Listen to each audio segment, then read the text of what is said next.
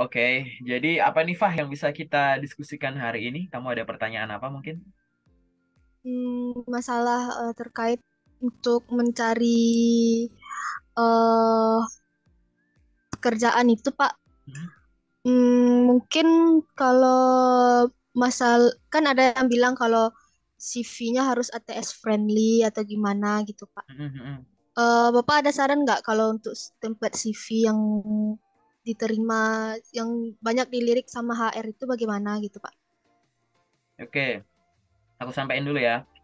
Desain CV, bentukan CV gitu ya, itu memang penting. Tapi lebih penting informasinya. Oke, itu dulu. Jadi pada saat kita bikin CV, yang dikejar nomor satu itu adalah informasi di dalamnya daripada desainnya. RTS friendly termasuk desain gitu, kreatif juga desain gitu, dibentuk Hmm. sedemikian rupa gitu. Nah, kamu harus paham dulu CV itu nomor satu harus jujur. Jadi informasi yang ada di dalamnya itu memang yang benar-benar kamu bisa, kamu lakukan, kamu alami gitu ya, kamu capai gitu. Yang nomor dua adalah lengkap atau informatif gitu. Jadi informasi yang dimasukkan tuh info-info penting sebagai bahan pertimbangan kita. Kamu tuh layak untuk bekerja di posisi ini atau enggak? Kamu layak untuk kita panggil ke tahap selanjutnya atau enggak gitu. Jadi harus lengkap gitu ya. Yang ketiga adalah menarik. Lengkap aja nggak cukup. Kalau kamu nulisnya seadanya, ya nggak menarik gitu. Karena di CV itu pada dasarnya adalah kita sedang dalam tanda kutip berjualan diri di awal dengan cara dituliskan gitu ya, dengan bahasa tertulis gitu. Ya. Itu juga harus dipertimbangkan dan yang terakhir itu adalah CV itu harus update gitu. Hmm. Pengalamannya banyak, menarik, tapi itu ternyata setelah kita lihat di CV penanda waktu terakhir tulisannya misalkan 2019 gitu, padahal sekarang 2022. Lah ini berarti selama 2 tahun ngapain gitu. Nggak muncul kan di CV, ya percuma Iya. gitu. Dalam tanda kutip bukan percuma nggak ada gunanya, tapi suka nggak suka kita harus sadar bahwa kita bukan kandidat tunggal gitu. Pasti akan dibandingkan dengan yang lain juga gitu. Jadi wah ini kurang update nih, jangan-jangan semua yang dia tulis dia memang alami, tapi dia udah nggak terlatih terhadap itu semua. Jangan-jangan udah pada lupa dan lain-lain gitu. Jadi kita harus cek dulu CV kita. Apakah kita menuliskannya sudah jujur? Oke. Kalau udah jujur, apakah sudah lengkap? Udah informatif? Gitu kan. Kemudian bahasanya udah menarik belum? Gitu. Kata-kata udah menarik belum? Keterangan udah menarik belum? Udah update belum? Oh, udah gitu. Nah, habis itu nanti kita cek ulang lagi. CV mau tipe ETS friendly atau kreatif nggak masalah. Masing-masing punya kelebihan dan kekurangan. Memang aku sering sampaikan bahwa kalau kita nggak pengen terlalu banyak ganti-ganti CV gitu, udah bikin kreatif atau ETS friendly bagusnya. ETS friendly aja gitu. Jadi desainnya lebih simple dan ETS friendly itu mau dikirim lewat email, lewat website, lewat platform pencari kerja gitu ya. Itu tetap oke. Kalau kreatif takutnya nanti kalau ngirim lamaran di luar email nanti takutnya ada kata-kata yang nggak kebaca gitu. Karena mungkin ya sebenarnya tergantung kerumitan desain kita sih gitu. Nanti di sesi detail aja kita bahas ya gitu. CV-nya Hmm. harus gimana. Nah, yang kita obrolin sampai ke detik sekarang ini baru dari satu aspek yaitu CV benar cara bikinnya dulu gitu. Jadi sampai dengan tadi ya, jujur dan lain-lain sampai dengan update, kemudian kita milih ATS friendly atau kreatif, dibentuk sampai menjadi satu lembar atau beberapa lembar halaman itu baru CV benar cara bikinnya. Yang harus kita pertimbangkan satu lagi adalah benar cara memakainya, gitu. Kamu punya CV udah benar, udah informatif, udah jujur, udah lengkap gitu-gitu, udah update, udah dibikin dengan bagus, itu nggak cukup kalau kamu tidak mengizinkan banyak perusahaan tahu ada orang sehebat kamu. Jadi kamu harus belajar gimana caranya nyari loker dan follow up-nya kalau lewat email ngirim lamarannya. Gimana kalau lewat LinkedIn, gimana kalau lewat website, gimana kalau portal karir A, B, C, D. Harus bener caranya gitu. Masing-masing harus paham, nggak sekedar bikin akun seadanya kirim gitu. Kalau email mungkin sedikit sederhana, tahu harus gimana, ngisi dari subject ke attachment, udah kirim gitu kan. Tapi kalau misalkan LinkedIn nggak semudah itu, nggak lebih dari sekedar klik easy apply.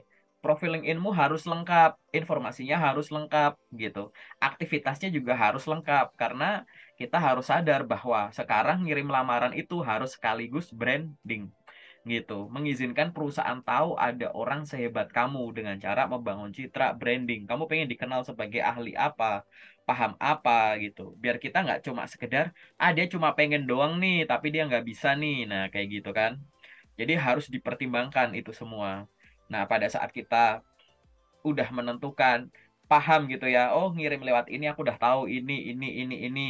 Terus coba rutin, silahkan setiap hari kirim lamaran gitu. Memang ada beberapa channel yang akan diarahkan atau akan aku sarankan juga bahwa ngirimnya di jam kerja, di hari kerja dulu, nggak apa-apa. Tapi bukan berarti semua channel juga harus semacam itu gitu. Job portal ya mau pagi, siang, sore, malam, weekend, weekdays juga nggak masalah gitu. Gitu. Jadi coba rutin dulu kirim lamaran kapanpun gitu. Ya kan? Setelah itu apa? Coba ngirim lamaran dalam jumlah banyak. Banyak dari teman-teman tuh CV-nya udah bagus, aku review juga nggak perlu banyak diganti-ganti, bahkan udah siap pakai gitu kan. Terus cara main ini tahu, tapi sehari ngirim lamaran satu, dua, lima gitu. Ya sayang gitu. Ibaratnya kayak kamu sumber lokernya dari mana? A, B, C, D, E. Sehari berapa ya? Maksimal 5 Kak gitu. Padahal A, B, C, D, E ini misalkan salah satu yang disebut tuh ada job street gitu misalkan. Lah masa job street yang seluas itu, loker sebanyak itu, masa cuma ada satu sih sehari yang bisa kamu lempar pakai CV itu gitu. Gitu. Jadi harus dievaluasi lagi teman-teman yang ada di grup WA rata-rata ya agak cuma yang di grup yang ada kamunya ya, grup lain juga gitu ya. Rata-rata per hari itu bisa 20 sampai 30 lamaran loh gitu. Nah, aku nggak tahu kamu berapa banyak itu. Kok bisa banyak, bisa 20 ya? Tadi aku bilang, misal punya Jobstreet, punya Glints, punya LinkedIn, punya grup Lockerku, punya website. 20 bagi 5, ini cuma 4 4 4 4 4. Kan sebenarnya simple. Buka LinkedIn sejam gitu misalkan. Cari 4, masa susah gitu. Next, habis itu buka Jobstreet, cari 4. Habis itu cari ini, cari 4. Habis itu balik lagi, cari yang tadi pertama. Barangkali waktu aku tinggal ada loker baru yang rilis gitu. Nah, hal-hal semacam inilah yang bisa dilakukan gitu. Jangan hari ini ngirim banyak, besok dikit, besok banyak banget, besoknya enggak gitu. Besoknya dikit, besoknya enggak gitu. Yang kita cari itu adalah keteraturan tadi. Ya, keteraturan dalam ngelamar, keteraturan dalam upgrade diri, biar nanti CV-nya bisa terus kita update gitu. Sama keteraturan belajar apa? Ya, tahapan-tahapan dalam rekrutmen. Tahapan rekrutmen itu mulai dari bikin CV, nyari loker, psikotes, interview HR, user, medical check up. Itu tuh sebenarnya sebagian halnya itu bisa dipelajari dulu gitu.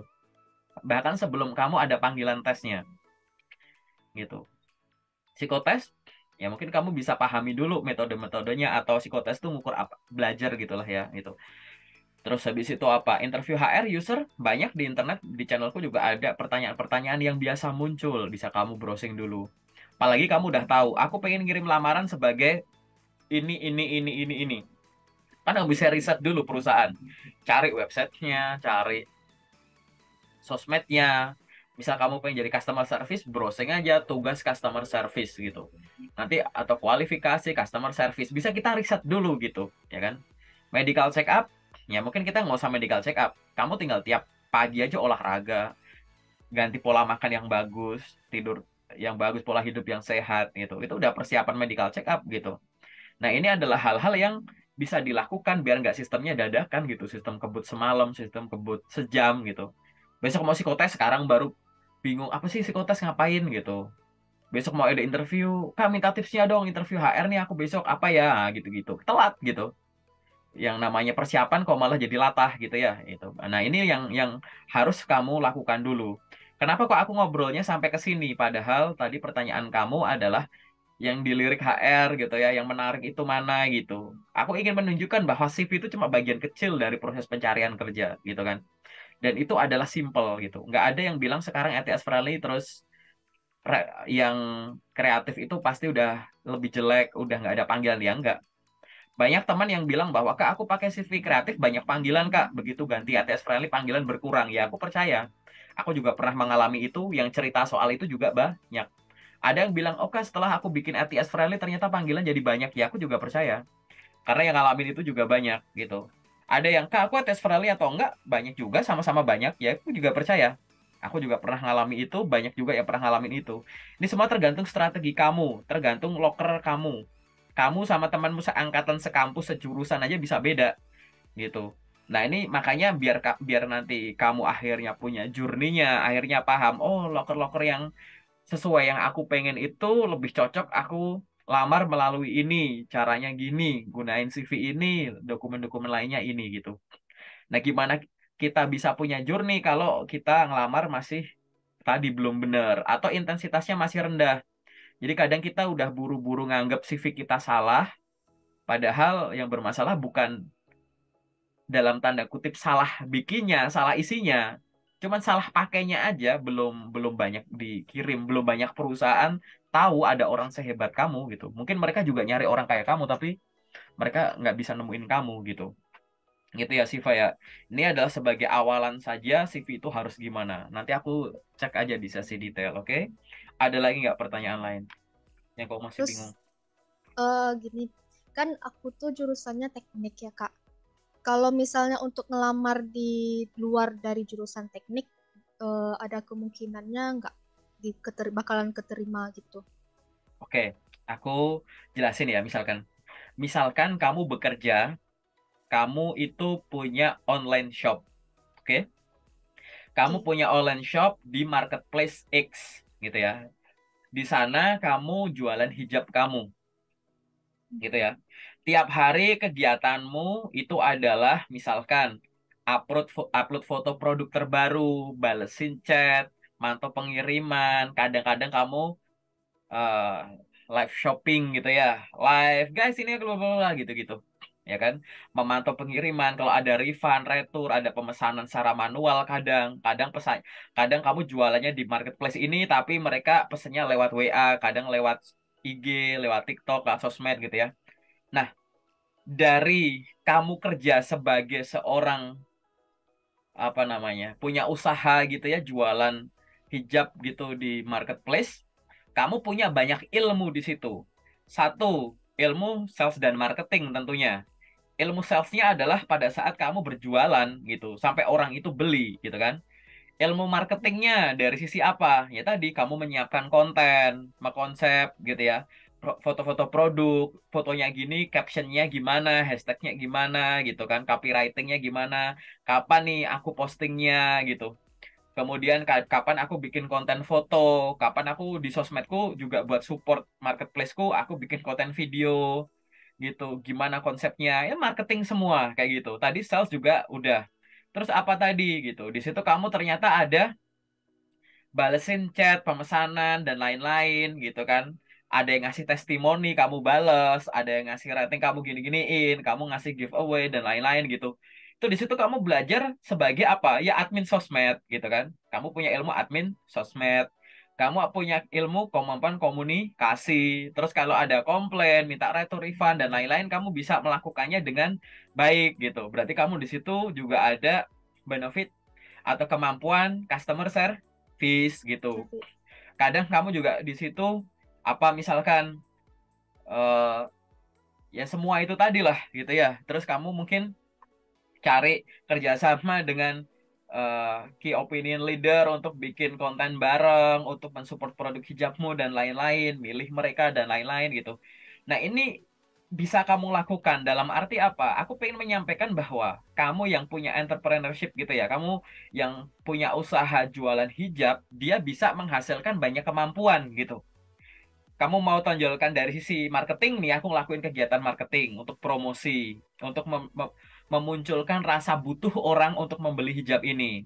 Dari sisi sales ya, setelah presentasi macam-macam aku tawarin, akhirnya mereka beli gitu.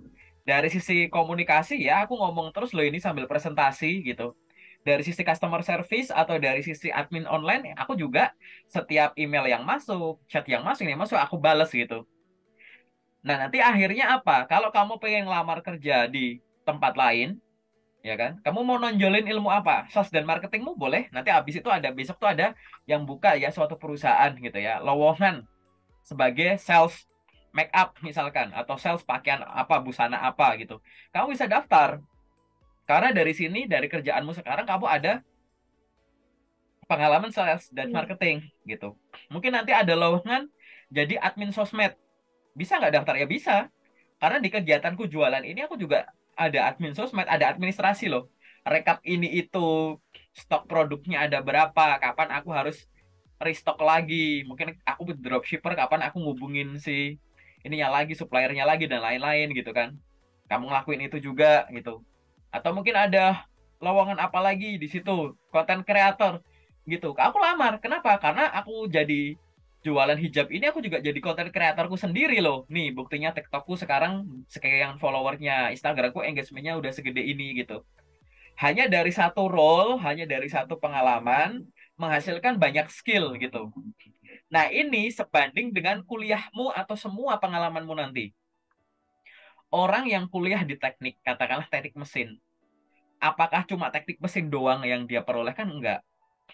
Yang udah jelas-jelas pasti yang hubungannya sama jurusan dia. Misalnya aku kuliah S1 teknik mesin, berarti aku pasti kan akan punya industry knowledge, pengetahuan industri soal dunia permesinan teknik mesin itu. Aku juga punya keterampilan mengoperasikan mesin-mesin tertentu gitu. Secara hardware, secara software mungkin ada software-software teknik mesin gitu, macam-macamnya gitu yang aku bisa. Tapi sambil aku kuliah di teknik mesin, aku ikut organisasi ini. Nah, mungkin dari organisasi misalkan apa English Club gitu, gitu. Atau apa misalkan klub-klub bahasa yang lain. Akhirnya aku juga punya punya skill bahasa, bahasa asing tertentu, gitu kan. Atau mungkin sambil kuliah aku ada entrepreneur, aku ada side job ngapain gitu misalkan. Atau mungkin selama libur semester aku ikut bootcamp. Bootcampku misalkan aku soal digital marketing gitu. Berarti aku punya kemampuan digital marketing gitu. Atau aku ikut bootcamp sebagai data analis atau data scientist. Berarti aku juga punya keterampilan data. Nah, begitu aku wisuda, begitu aku lulus sebagai seorang sarjana teknik mesin, jangan hanya dilihat bahwa senjataku cuma tunggal, yaitu teknik mesin, paham kan? Gitu. Iya. Ini aku udah ada banyak. Nah, sekarang tinggal disesuaikan. Kamu mau ngejar loker apa? Kalau lokermu ini akhirnya bisa didukung dengan kemampuan pendidikan utamamu yang S1 teknik mesin, ya udah. Tapi kalau lowongan ini akhirnya ini nggak pakai ilmuku teknik mesin secara langsung, tapi aku pakai ilmu yang aku dapat melalui bootcampku sendiri, ya nggak apa-apa. Pastikan bootcamp ini tertulis di CV. Kalau bisa malah CV. ada lampiran portofolionya, project yang kamu selesaikan, kirim. Jadi seolah-olah nanti kalau kamu ngirim lamaran sesuai bidang, ya aku ngelihatnya, oh anak ini ngirim lamaran ke sini sesuai, karena background pendidikannya sesuai dengan lowongan yang dibuka dan lain-lain gitu. Misalkan memang lokernya memang untuk yang free entry gitu. Free entry, new entry gitu. Tapi kalau misalkan nanti, oh ini anak pendidikannya ini, ya nggak apa-apa sih, toh juga lowongannya semua jurusan gitu misalkan. Tapi dia background pendidikannya ini, nggak terlalu relevan sih sama bidang ini, tapi bisa. Tapi kelebihannya, dia pernah ikut pelatihan ini itu, kursus ini itu, dan itu sesuai untuk sini, gitu. Jadi setiap informasi yang ada di CV itu tidak ada yang dominan, bukan nggak ada yang faktor tunggal gitu. Semua tuh pasti dibaca dan dipertimbangkan, gitu. Jadi dari sisi kamunya, kamu harus melakukan dua hal. Kamu harus sadar bahwa setelah melewati suatu tahap tertentu, entah itu pengalaman pendidikan tertentu gitu ya, atau selesai bekerja di suatu tempat, kamu pasti punya kemampuan dan kemampuanmu tuh nggak tunggal, banyak. Nah, pastikan kemampuan yang banyak tadi, yang unggulan kamu tulis di CV gitu. Setelah itu tinggal pilih gitu, loker yang sesuai. Kamu harus sadar di situ. Kenapa kok aku harus jelasin dua ini? Karena banyak orang akhirnya, wah backgroundku ini kak, aku nggak bisa jadi itu loh. Kalau pernah gitu kan, kenapa enggak? Atau sebaliknya, aku pengen daftar sebagai itu. Tapi info di CV itu nggak ditulis gitu, paham nggak? Kamu punya kemampuannya, Iya. tapi nggak dimasukin di CV. Padahal CV mau diserahin ke perusahaan. Kalau kita terima, lah gimana kita tahu kalau kamu pernah itu, kamu bisa itu. Orang di CV nggak tertulis, nah itu loh, gitu. Paham ya? Jadi coba dibayangkan jawabannya apa, jawab sendiri. Aku nggak jawab loh ini, gitu, gitu. Harus Oke. ketangkap nggak? Gitu. Jadi Ya, kalau saya paham. dibilang bahwa aku orang teknik, apakah aku boleh lamar bidang lain? Ya boleh. Gimana caranya? Ya coba bayangkan barusan. Kebayang ya? Ya, iya kebayang. Oke? Terus yang kalau misalnya kayak Hmm? bagi kami-kami yang fresh graduate ini yang kayak kalau lowongan kan kebanyakan minimal experience 1 year, 2 years gitu-gitu Kak. Mm. Apakah kami bisa untuk ngirim CV kami ke lamaran tersebut atau harus skip aja gitu? Kalau Oke. aku sih selama ini Mm. kalau untuk minta dia misalnya kayak lowongan yang nyari experience gitu, tetap aku kirim sih Kak CV aku ke sana walaupun aku sebagai fresh graduate kan. Oke, aku jawab dulu ya. Hmm. Ada beberapa role itu, beberapa lowongan posisi tertentu yang sifatnya itu semua informasinya itu strict. Kalau ada yang kurang, beda dikit, kelewat dikit, skip gitu. Ada yang strict itu. Tapi ada yang dalam tanda kutip masih bisa dipertimbangkan gitu. Mungkin dia kurang dikit di sini, tapi ada kelebihan di sini, paham nggak? Kayak gitu. Nah, ini masih bisa dipertimbangkan. Nah, dari sisi kita sebagai seorang pelamar kerja gitu ya, sebagai seorang job seeker, kan kita nggak tahu nih perusahaan ini Ya. dia itu yang tipe yang strict atau tipe yang tadi bisa dinego untuk beberapa kasus ya. Kecuali memang kalau yang experience level tinggi ya itu udah strict Iya. kualifikasinya gitu. Cuman kalau yang masih cari yang no experience atau experience kurang dari sekian lama gitu, itu tuh kadang batasnya masih abu-abu gitu. Jadi kayak ini tuh sebenarnya cari yang beneran iya atau yang ini juga boleh gitu kan. Kadang kan juga kamu pasti Mm. punya feel kayak gitu. Sehingga saranku gitu dan mungkin juga udah kamu lakukan berarti ini tetap layak dicoba biar kita tahu gitu. Karena tadi bener ada beberapa role yang batasnya tuh kayak abu-abu gitu. Itu sebenarnya strict atau enggak gitu. Ya Mm-mm. kan? Itu kita layak dicoba gitu. Tapi kamu harus ingat bahwa mencoba ini juga jangan asal kirim. Kamu harus ada beberapa pertimbangan. Nah, sebagai seorang fresh grad, gimana follow up locker semacam apa yang harus dilakukan? Urutan nomor satu, kalau kamu seorang lulusan baru tanpa pengalaman kerja, maka urutan paling atas adalah cari semua lowongan pekerjaan yang sesuai dengan kamu yang dia tidak menuntut adanya pengalaman. Itu habisin dulu gitu. Jadi yang nggak menuntut adanya pengalaman, silahkan itu dihabisin dulu di semua channel. Kalau habis, baru nanti turun ke nomor dua. Apa? Cari loker yang mau pengalaman sedikit atau tanpa pengalaman boleh ngelamar. Kalau tadi kan tulisannya dibutuhkan fresh graduate, bla bla bla bla bla, gitu kan? Atau tidak dibutuhkan pengalaman atau pengalaman tidak diperlukan gitu-gitu. Habisin dulu tuh loker-loker yang begitu. Begitu udah habis, cari pengalaman yang sifatnya itu rada open gitu. Tanpa pengalaman atau pengalaman minimum juga boleh. Nanti kamu akan menemukan lowongan pekerjaan misalkan berpengalaman dalam ini minimal sekian tahun, koma, fresh graduate dipersilahkan melamar gitu. Kamu akan menemukan tuh loker-loker dengan bahasa kayak tadi. Nah, itu silahkan dilamar gitu. Ini jujur ya, yang aku sampaikan syarat yang aku sebut hanya terkait dengan pengalaman ya, gitu. Nanti faktor lain juga nanti kamu baca di kualifikasinya gitu ya. Tapi kalau mungkin kamu udah menemukan kan ada pengalaman yang kayak gitu, langsung dia nyebut fresh graduate gitu misalkan, atau mahasiswa akhir atau fresh graduate kadang kayak gitu. Itu yang longgar itu habisin dulu. Kalau itu habis baru yang pengalaman minimum sekian, koma fresh graduate dipersilahkan melamar gitu. Minimum 1 year experience, koma fresh graduates are welcome to apply misalkan kayak gitu. Habisin itu. Nah, baru kalau itu udah habis, tahap yang ketiga, yaitu cari lowongan pekerjaan yang dia mungkin nyari experience, tapi experience-mu tuh ada, tapi sedikit kurang memenuhi. Itu layak dicoba. Contoh, pengalaman minimum 1 tahun sebagai sekretaris, misalkan gitu. Nah, kamu punya pengalaman jadi sekretaris, yaitu lewat magang. Pertama, kamu magang 6 bulan. Kedua, kamu magang 3 bulan. Di total baru 9 bulan. Nah, ini minimum 1 tahun. Padahal pengalamanku jadi sekretaris ada magang. Itu cuma 9 bulan. Di bawah setahun, coba aja. Paham nggak? Kayak Oh gitu. iya. Jadi pengalaman sedikit kurang nggak apa-apa gitu. Atau gitu. Kalau kamu mau coba yang lain gitu, misalkan gapnya sedikit lebih gede, nggak apa-apa. Tapi di CV kamu seolah-olah tuh kamu bayangin gini ya, bayangin gini. Anda mencari yang punya pengalaman kerja selama sekian lama karena agar dia mampu melakukan itu semua. Oke? Saya pernah melakukan ini semua dengan periode yang lebih sempit, gitu. Gitu. Iya.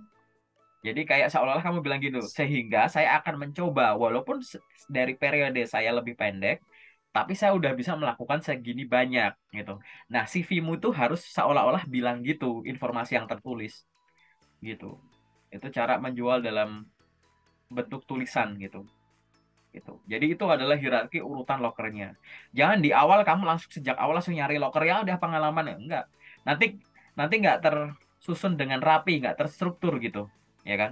Cari yang tidak mensyaratkan apapun dulu. Habis itu cari yang syaratnya sedikit longgar. Cari yang nyari yang pengalaman tapi kayak kamu di bawahnya dikit gitu. Baru kalau tadi yang lebih agresif gitu ya, bisa dicoba gitu.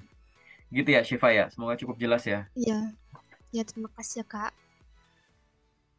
Apalagi mungkin ada pertanyaan sifatnya general. Hmm, ya, kayaknya udah nggak ada sih Kak. Udah nggak ada ya? Oke, aku nanya Iya, deh. Kamu sejak sejak lulus gitu atau sejak ngelamar-ngelamar sampai sekarang pernah lolos paling jauh sampai tahap apa? eh interview udah kemarin Interview HR sampai atau lulus. user? Sepertinya sih user Kak. Udah yang kedua berarti? Atau user dulu atau sebelumnya udah interview? Soalnya aku waktu itu direkomendasiin. Oh, I see Ya, gitu. mm, Statusnya masih menunggu ya? Atau udah ada eh, stat- jawaban? statusnya udah ada jawaban. Karena apa kan? Jadi dia itu butuhnya quality control yang di proyek Jalan Tol Lampung, tapi karena pertimbangannya aku cewek, makanya dia agak berat gitu Kak, ngambilnya gitu. Oke, oke. Jadi nanti memang ya ada beberapa pekerjaan yang memang itu dia strict dari sisi hal-hal yang sifatnya semacam tadi. Butuh Iya. gender tertentu, butuh kemampuan tertentu, butuh kemampuan tertentu gitu ya, butuh Mm, usia tertentu gitu-gitu, butuh mungkin orang dari yang berasal dari daerah tertentu gitu. Yang iya. memang kadang-kadang itu memang sifatnya lebih ke personal gitu, dengan mempertimbangkan beban maupun resiko dari pekerjaannya gitu. Nanti kamu akan temukan gitu. Tapi nggak masalah ya. Nah, dengan Iya. adanya sistem rekomendasi dan pernah menghadapi interview, saranku adalah selain nanti kamu berkutat dengan cek dan update gitu ya, CV kamu juga boleh mulai familiar dengan pertanyaan-pertanyaan interview khususnya yang biasa muncul gitu. Jadi biar apa? Biar nanti kalau misalkan ada panggilan tes ke tahap selanjutnya khususnya interview, mau itu interviewnya lewat Zoom, lewat telepon, ketemu langsung, mau itu interviewnya 2 hari lagi, 3 hari lagi, besok, bahkan Mm, dadakan sekarang gitu, kamu udah siap gitu, gitu. Jadi biasanya tuh biar minimal kamu harus latihan tuh biar fasih bahas soal CV-mu. Aku sering bilang sama teman-teman first grade bahwa coba pura-pura kamu disuruh ngejelasin perbagian dari CV. Iseng ngomong sendiri aja. Pura-pura ada yang nanya, silahkan jelaskan terkait dengan pengalaman kamu gitu. Oh ini berarti minta aku jelasin soal pengalaman magang pendidikan atau kerja magang pendidikan gitu kan. Oh disampaikan gitu. Apa kemampuan kamu, keunggulan kamu? Oh ini bahas soal skill, bercerita aja gitu. Nah, latihan interview ini sambil tadi kau belajar secara literasinya, kamu mungkin bisa praktek sama teman atau sama orang yang lebih tahu gitu. Biar nantinya kalau memang real menghadapi interview beneran gitu, kamu udah tenang, udah siap, udah natural aja gitu, ya kan? iya. Udah nggak ada pertanyaan lagi ya, berarti itu adalah dari sesi general ya.